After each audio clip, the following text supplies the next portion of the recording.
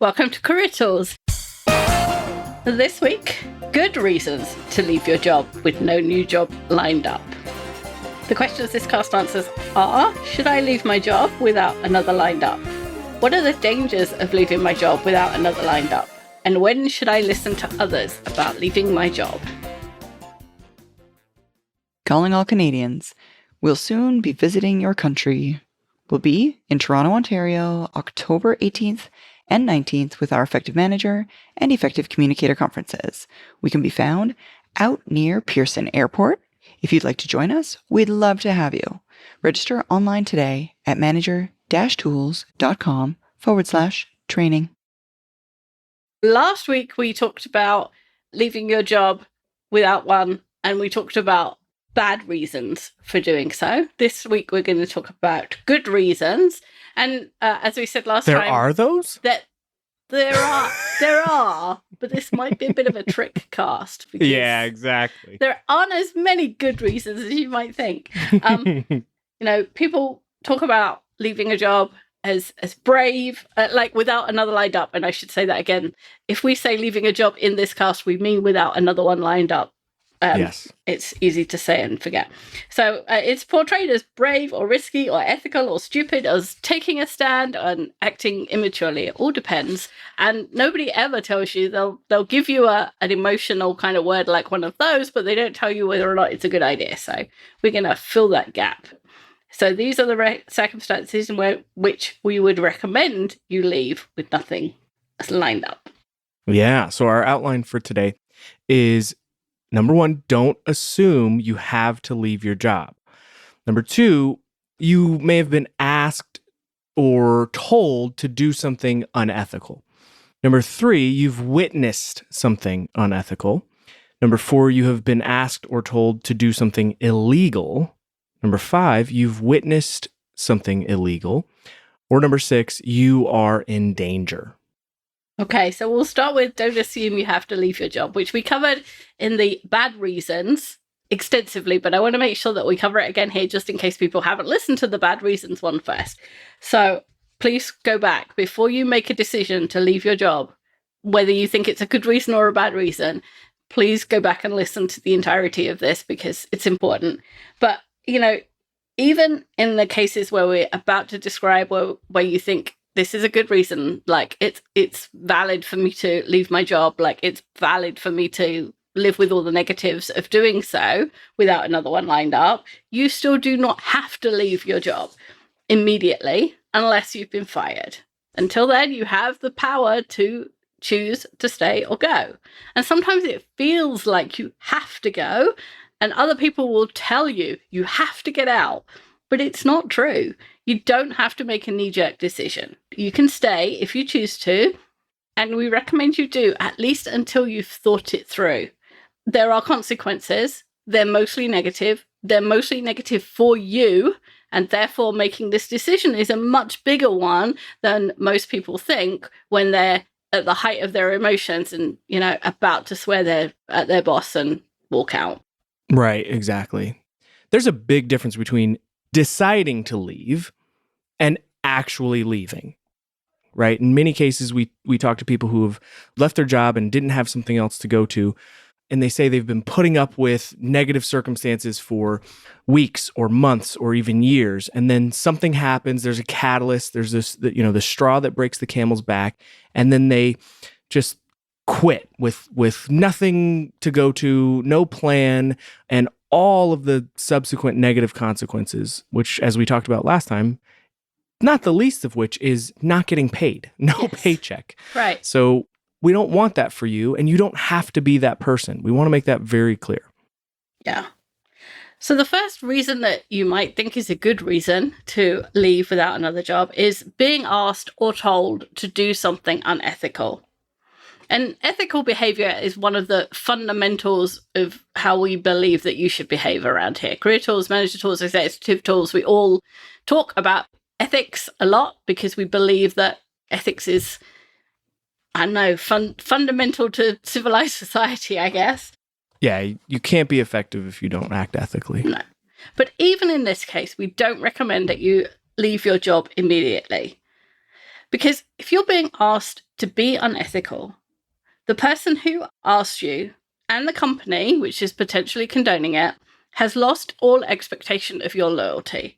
There's no longer any equality between the work you do and the reward you're given, right? And so you can act in your own interests and not those of the company. All the time that you're doing a job and they're paying you for it, there's an exchange that's equal. When they break the ethics or they ask you to break ethics, that exchange is no longer equal. You're no longer you're no longer in a relationship where you have to be truthful or you have to act in the company's interest. And so you can carry on taking their money while you look for another job. You can carry on telling them you're doing one thing when you're doing something else, i.e. avoiding doing that unethical thing. We would support you in that because they broke the trust. You're allowed to lie to their face, to me. Yeah. But that means you can continue taking the money. You can take your paycheck while you look for another position, which keeps you in the best position because you're still being paid. You still have a job. You can take your time. You can find the right job rather than saying, you asked me to do something unethical, I'm leaving now, and then you suffer all of the consequences. Because if you've gone, they can carry on being unethical and whatever benefits they're getting from that, and you're not getting a paycheck. Yeah. Like, it's not fair. You lose out if you do that. What pops into my head here is martyrdom, right? Like being a martyr. You're only hurting yourself and your family. If you're going to say, you know what, this is the thing, and this is, you asked me to do something that I don't think is ethical, and so I'm leaving, right? To your point, Wendy, that's not going to do what you think it's going to do. Exactly. It's only going to hurt you and your family. And so I do think you continue to act with integrity and act, ethical, or ethically, I should say. It's always ethical for you to make sure that you can provide for your family and that you have what your family needs to thrive and do well. And in this particular circumstance that we're talking about, the ethical thing is to find a new job. Right. And so I think you're being, if it's probably not the right way to say that, but you're being even more ethical, right? Yes. By looking for a new job and not just, leaving at the drop of a hat. You're doing the right thing by saying to yourself, yeah, I'm going to leave, and then putting a plan in place, finding something new, lining things up, and not just impulsively quitting. Yeah, exactly. So before we go on, we better talk about what specifically ethics means, just because a lot of the time when people say an ethical decision, what they're talking about is they disagree with the decision that was made in the company, or they disagree with something that their manager decided on. Yeah, I would even say, Wendy, that sometimes if people, like we have described several times, in our last week's and this week's podcast, if people are dealing with a lot of negative circumstances, a lot of things over weeks and months and years, there's a chance, and you got to be honest with yourself here, you might be looking for something to be unethical. Oh, that is very true. Right? And so you just disagreeing with something, and we're going to talk about this, but you just disagreeing with something, as Wendy said, that doesn't mean it's unethical. We need to apply a test, and that's where this part of the cast is going to help with. So we do have an entire podcast about ethics and what we mean by it, but in it, we quote the West Point Honor Code, which states that a cadet will not lie, cheat, or steal, or tolerate those who do. And they also have these 3 questions which help you determine whether the code has been broken or not, which are, does this action attempt to deceive anyone or allow anyone to be deceived? Does this action gain or allow gain on a privilege or advantage to which I or someone else would not otherwise be entitled? And would I be unsatisfied by the outcome if I were on the receiving end of this action? You'll note that there's nothing there that suggests it's an ethical issue if, like we discussed, you just disagree with the decision made, or you feel slighted or insulted by a decision or an action, or you wouldn't do something the way that it's chosen to be done or the way that it's being done, or someone is spoken to in a way that you don't feel is appropriate, or that someone acts outside of your norms, what you would consider to be normal or expected behavior, or what you feel other people should have as their norms, right? And lastly, if someone uses a word that you don't feel should be used in polite company, that does not make an unethical instance.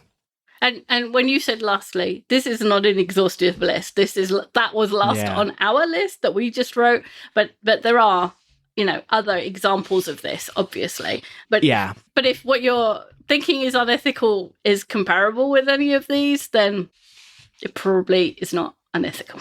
Yeah. I think a lot of people think of ethics as gray area, right? Mm-hmm. Ethics really apply in the gray, and everything that on our short list and everything that Wendy is talking about, you may have something else, in your life that happens or your career that happens. The important point here is ethics are not about how you feel. Mm-hmm. They're black and white. They're not that gray area. When someone lies, it's a lie. When someone cheats, they're cheating. When someone steals, they're stealing. That's it. Mm-hmm. There's a lot of other things that we wouldn't condone in a professional workplace, but those are not ethical issues. There is a significant negative to leaving your job without another one to go to. Don't fall on your sword for something that isn't even an ethical issue. Yeah, for sure. Don't. Yeah. Just don't. Don't suffer for something that isn't even. Yeah. Whether you're on a budget or you just can't travel, we've got a conference to meet your needs. The Effective Manager, Effective Communicator, and Effective Interviewer conferences are also available in video format. For a 2-year license, you can view as many times as you want, read as many times as you want, and do the quizzes as many times as you want, so that you still get the value of those tools. To purchase your video conference today, visit our website online at manager-tools.com/products. So choosing to stay makes a couple of assumptions. First, that you can, at least in the short term, get out of doing or avoid doing whatever it is that you've been asked to do. So, for example, you're asked to tell a customer that a certain item is in stock when it's not. If nobody is listening to your conversations, like if nobody can overhear you, then you can tell the customer the truth. You can avoid getting back to that customer and having that conversation at all. You can forget to call them back. In inverted commas. What do you call those? Air quotes, yeah. Inverted commas. And if somebody finds out later that you told the truth rather than doing the unethical thing they asked you to do, you could just say you forgot or you got confused. That happens all the time in a workplace. Like how many times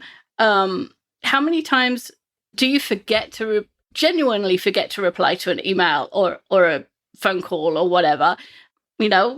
We all do it all the time, and we all let each other off all the time. So saying, "Oh, I forgot to get back to them," is like nobody's even going to notice that that's what you did there. Or you can just say, "Oh, I haven't gotten to that yet." Yeah.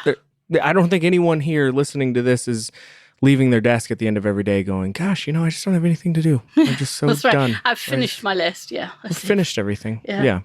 So if you are able to avoid doing or saying the unethical thing, you get room to search for a new job. You get that time space.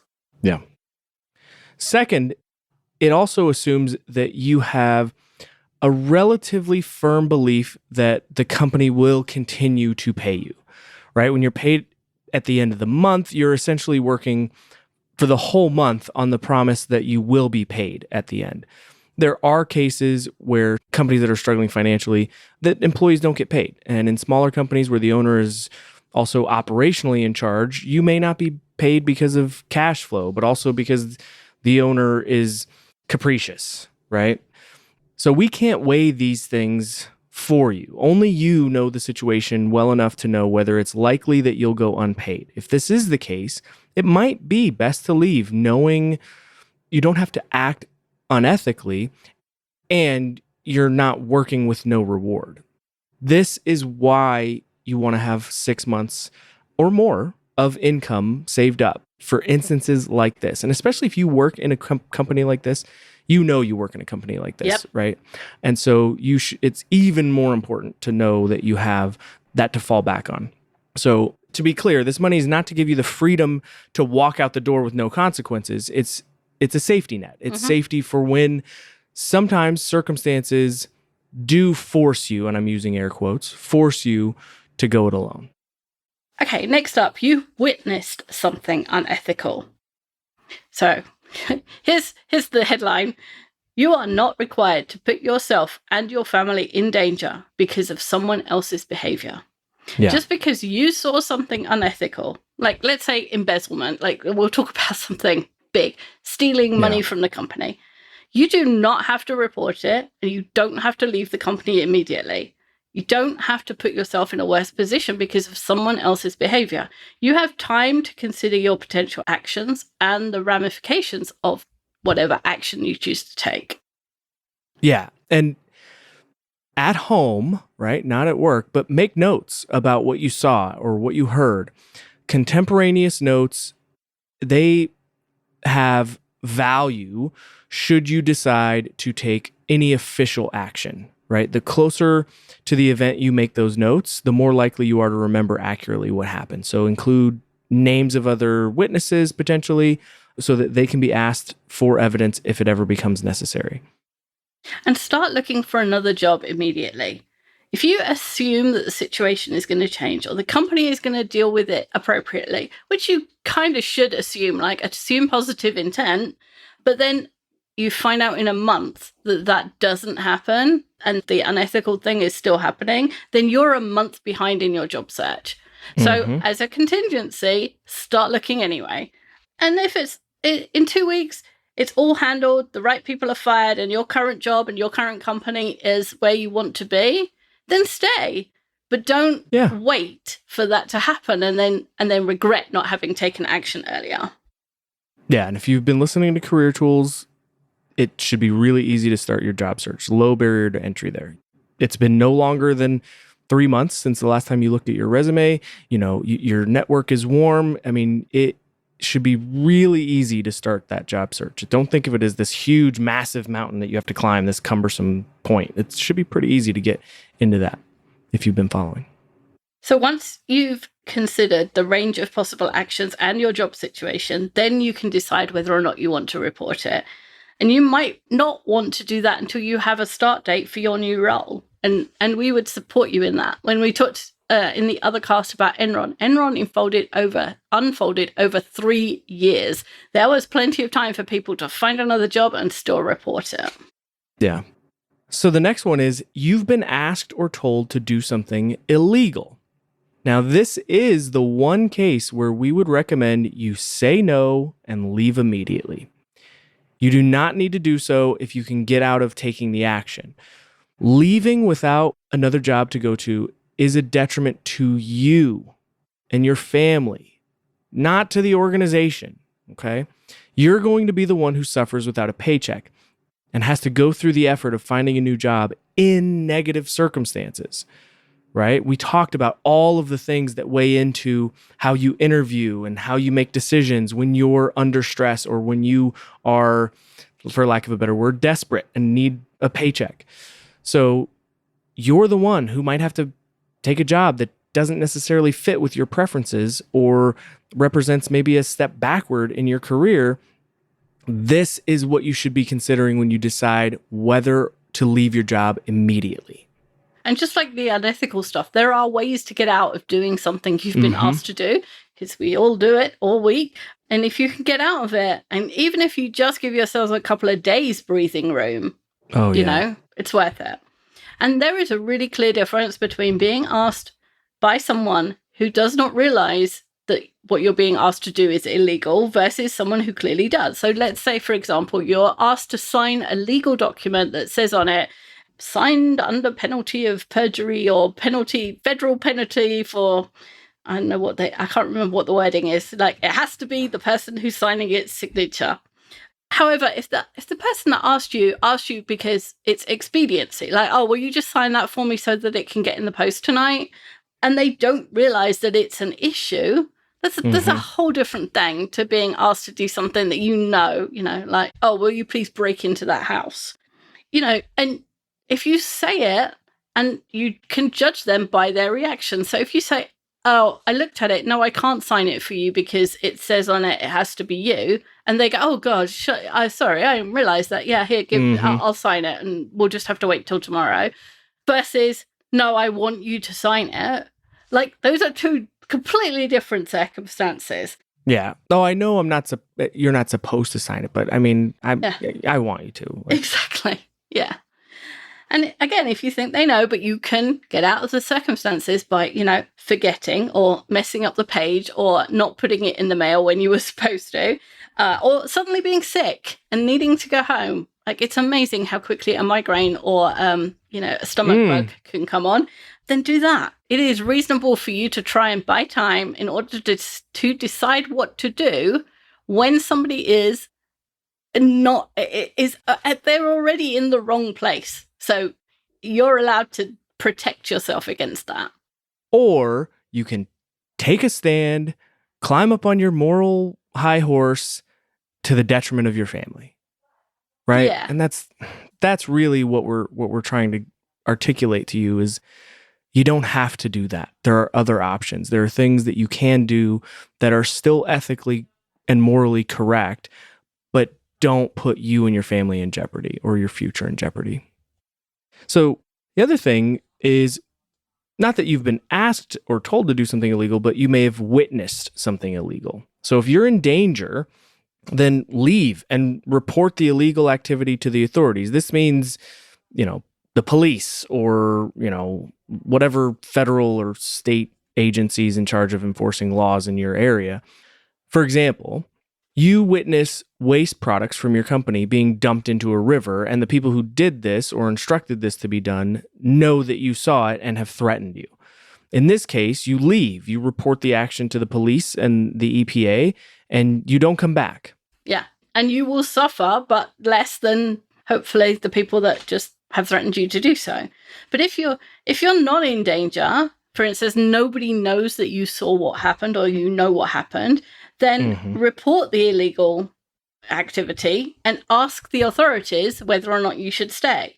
And depending on the activity and the threat, it might be beneficial for you to remain in post, and hopefully they offer you some kind of protection. You don't have to, because someone else's illegal behavior does not obligate you. So That's up to you to make the decision whether or not you trust someone to protect you.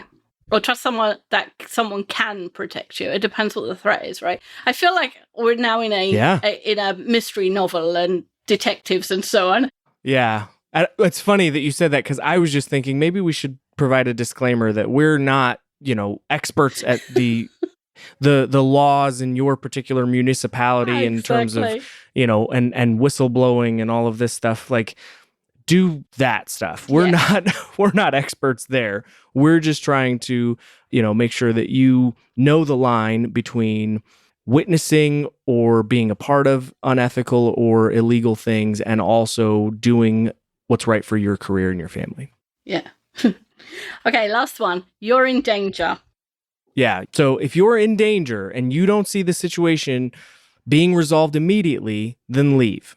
For example, if you're being asked to handle chemicals without proper safety equipment and you're told that no safety equipment will be ordered, then remove yourself from that danger. I mean, that's clear, right? If you're being asked to do things that could jeopardize your health, your safety, your well-being, right? It's a hard hat area. We're out of hard hats, but I need you to come and take a look at this. Well, sorry, my brain, my head, my skull is worth more than, whatever. Job, right? Exactly. So and that's unlikely, right? But in the unlikely scenario that you are in physical danger, in that someone is going to hurt you or has hurt you or will continue to hurt you and nothing is being done, then yes, remove yourself from that danger. In these cases, if you believe reporting the actions to HR or senior leadership will cause action to be taken to resolve the issue, then do this first. Again, if you leave without another job to go to, it's you that suffers. So if there's any chance of you being able to stay while you look for something else, take that chance. It's worth that, that risk. Because if you're going to leave anyway, right? And there's a chance that you may be able to stay and have a buffer. Yeah, take that chance. Take that chance. Exactly. There are few good reasons to leave a job without another to go to.